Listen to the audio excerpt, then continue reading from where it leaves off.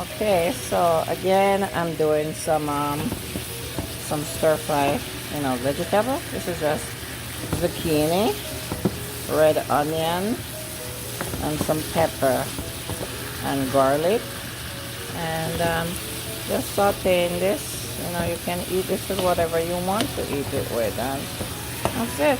I use some olive oil. Yeah, that's it.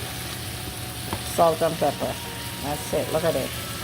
Pour this over rice if you don't eat meat. You can eat this with rice. You can eat this with bulgur, quinoa, whatever you want to eat it with. And oh, I'm gonna do some mushroom. Yeah, I'm gonna do some mushroom and put on top of it, and that's it. Yep, that's it. Voila. Again, it's zucchini, red onion, some, whatever color pepper you like. So I have the green, the orange, and stuff, and I use some olive oil and salt and pepper. That's it. Use whatever seasoning you like, but there you go. Enjoy.